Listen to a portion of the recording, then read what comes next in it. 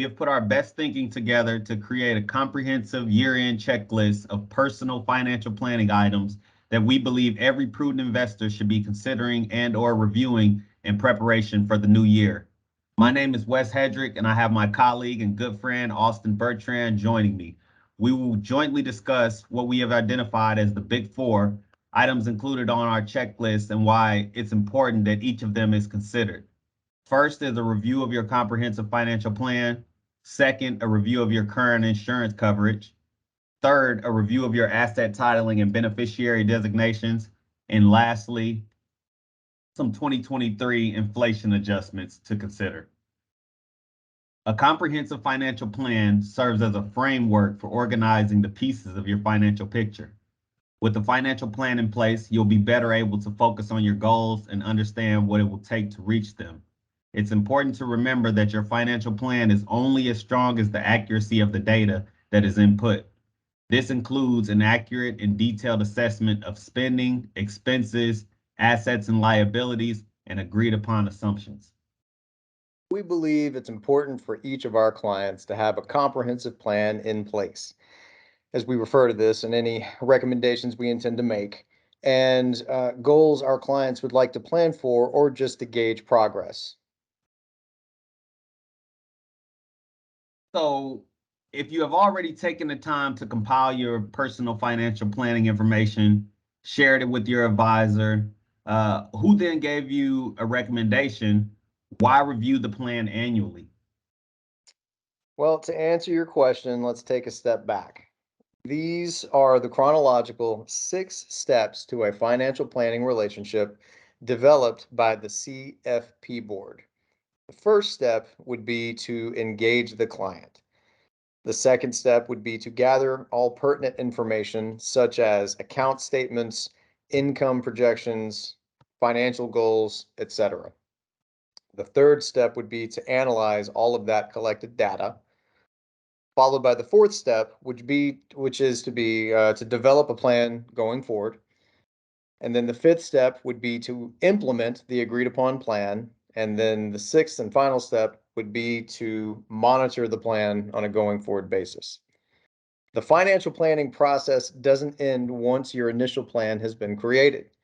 Your plan should generally be reviewed at least once a year to make sure that it's up to date. It's also possible that you'll need to modify your plan due to changes in your personal circumstances or the economy. And here are some of the events that might trigger a review of your financial plan. Maybe your goals or time horizons might change, or maybe perhaps you've experienced a life-changing event, such as a marriage or the birth of a child, or maybe you've experienced some health problems, or maybe possibly a career change. Or let's say you have a specific or immediate financial planning need, for example, drafting a will or managing a distribution from a retirement account, or maybe paying some long-term care expenses, perhaps for yourself or maybe a spouse or some other loved one. Or maybe your income or expenses have substantially increased or, you know, maybe decreased. Hopefully that's not the case. Perhaps your portfolio isn't performing as you'd expected, which that's probably the case for all of us in the past 12 months or so. Maybe you've been affected by changes to the economy or to tax laws. Thank you, Austin. The second item on our checklist is a review of your current insurance coverage. And this includes life insurance, health insurance, property and casualty insurance, and other coverages that might be specific to your plan, like disability insurance or long-term care insurance. Our, I'm sorry, our risk management options are generally to avoid risk, transfer risk, or accept risk. Insurance is a form of transferring risk. So, in practice, the insurance planning pillar tends to present the most client pushback because clients are wondering why their money manager is asking about their insurance coverage. If it were possible to completely avoid vulnerabilities and catastrophic risks, to our financial lives, most, if not all of us, would choose that option. Since that is not realistic, we use insurance to lessen the likelihood of an adverse occurrence impeding our financial progress. So an annual assessment of risk and an agreed upon method of managing those risks will provide peace of mind as well as increase the likelihood of a successful outcome.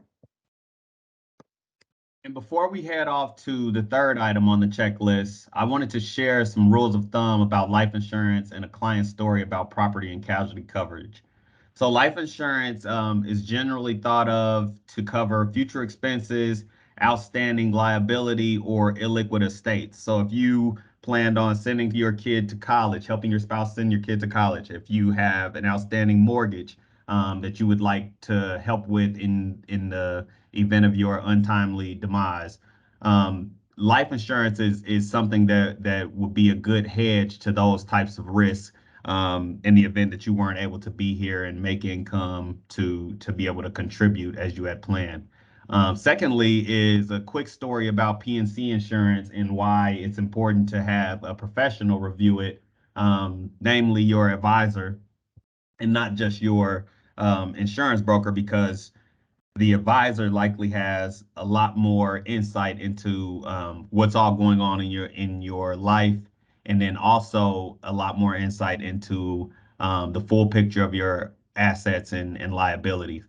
So we had a client who had a $2 million rental property that was in a college town, big college football team, but they would only use the property a couple times a year.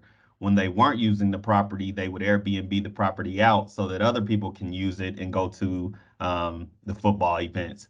We asked the client for property and casualty declaration pages.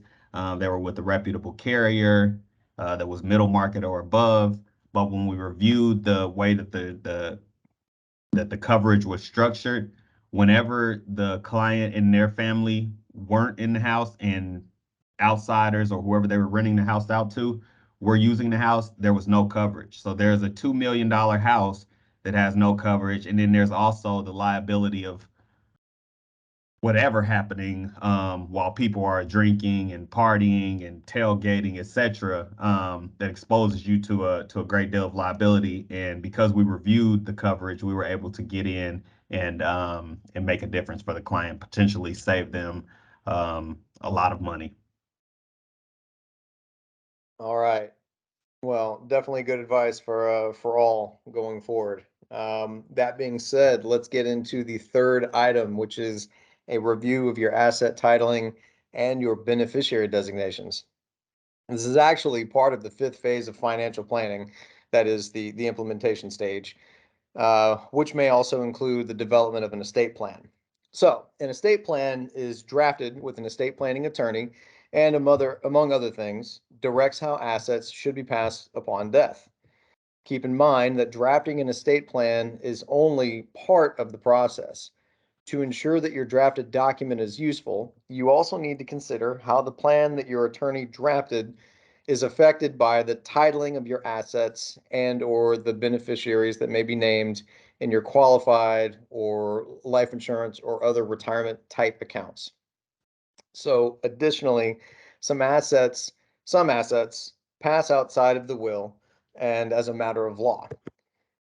Therefore, it is incumbent on you, as well as your advisor, to ensure that your estate plan covers the titling of all assets, either assets passing under a will or assets that are going to pass under some type of trust, usually a revocable trust, but an irrevocable trust could be the case too, or what are generally referred to as the non-probate assets, which are those beneficiary designation type assets that I mentioned briefly before. Making sure that all of those assets and documents and designations are drafted in such a way that they agree and cooperate with one another. And lastly, there are several moving parts included in the estate plan. Connecting with your attorney now might afford you a better opportunity at getting in front of them and having your plan executed in its entirety. While we're here, the same is true for your tax professional. Now might be a good time to proactively provide 2022 data, excuse me, that is pertinent to your 2022 taxes, which will be filed in 2023, while your tax professionals have some downtime. That's right. So we're approaching the end of the 2022 calendar year, and the IRS has some updates for us. So the last item of our Big Four presentation today is touching on just a few of the financial and tax planning limits that have been adjusted annually for inflation by the IRS.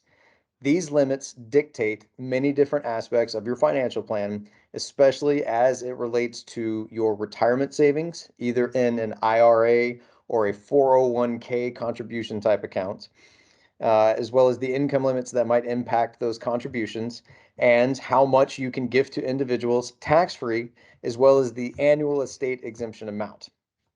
So, for example, the contribution limit for employees who participate either in a 401k or a 403b or most 457 plans and the federal government's thrift savings plan, all of that has been increased to $22,500, which is up from the $20,500 limit in 2022.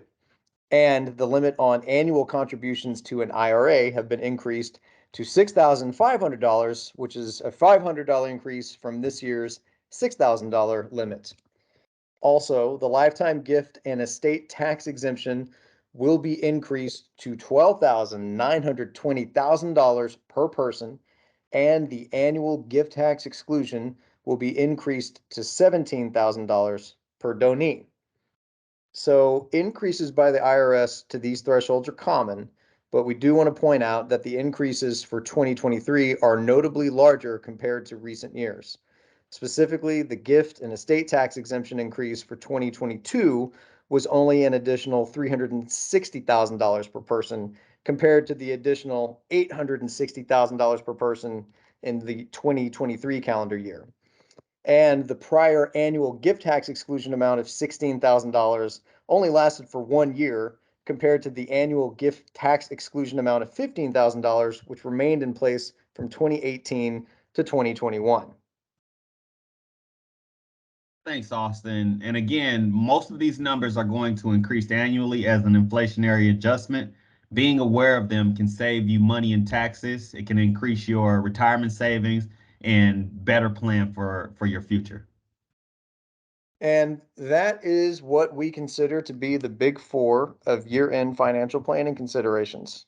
We hope that this podcast has given you something to think about and share with your respective advisors. At Westwood, we believe in a holistic approach to managing wealth, and that annually reviewing these items is part of what will lead to a successful outcome. So be sure to start with a comprehensive financial plan that is going to be reviewed annually, as well as make sure you are managing the risk that might prevent you from accomplishing your established goals through thorough estate and insurance planning. And then make sure that you are using stated financial planning limits to strategize a path forward. We hope you have enjoyed the information provided today, and we appreciate you for your time. Thank you very much.